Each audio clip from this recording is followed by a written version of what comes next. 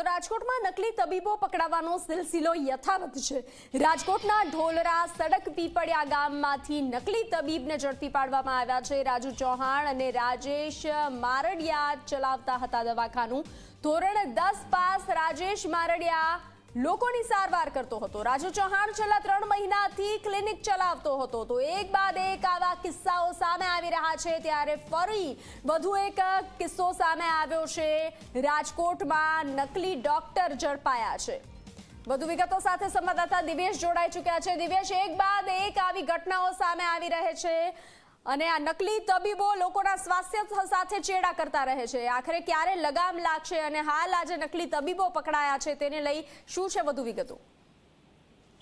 ચોક્કસ બનતી વાત કરવામાં આવે તો જે રાજકોટ જિલ્લાનું ઢોલરા અને જે સડક પીપળિયા ગામ છે કે જ્યાં રાજુ ચૌહાણ અને રાજેશ મારેડે નામના જે ઘોડા ડોક્ટર છે તે છેલ્લા ઘણા સમયથી પોતે ક્લિનિક છે તે ચલાવતા હતા, જેમાં રાજેશ મારડિયા નામનો જે શખ્સ છે તે માત્ર ધોરણ 10 પાસ જ હતો અને રાજુ ચૌહાણ છે તે છેલ્લા 3 મહિનાથી ક્લિનિક છે તે ચલાવતો હતો। રાજેશ મારડિયા છે તે છેલ્લા ઘણા સમયથી પોતાનું ક્લિનિક છે તે ચલાવતો હતો। બંને પાસે ડિગ્રી નહોતી, બંને ઘોડા ડોક્ટર હતા। આ અંગેની જે માહિતી છે તે રાજકોટ જિલ્લાનું જે એસઓજી છે તેમને મળી હતી, તેના દ્વારા વોચ ગોઠવવામાં આવી હતી અને વોચ ગોઠવી અને બંને જે આ બોગસ ડોક્ટર છે તેને ઝડપી પાડ્યા હતા। જ્યારે એસઓજી દ્વારા રેડ પાડવામાં આવી હતી ત્યારે ત્યાંથી દવાનો જે જથ્થો છે તેને પણ જપ્ત કરવામાં આવ્યો હતો અને આ બંને જે રાજુ ચૌહાણ અને જે રાજેશ મારડિયા છે તે બંનેની અટકાયત કરીને વધુ કાર્યવાહી છે તે હાથ ધરી છે। પરંતુ સૌથી મહત્વની વાત એ છે કે એક બાદ એક આવા બોગસ ડોક્ટરો છે તે ઝડપાતા આવે છે અને લોકોના આરોગ્ય સાથે ચેડા કરતા આવે છે, ત્યારે આવા ડોક્ટર ઉપર ક્યાંક ને ક્યાંક કડક કાર્યવાહી કરવામાં આવે તે પ્રકારની માંગ છે તે ઉઠી છે। બનતી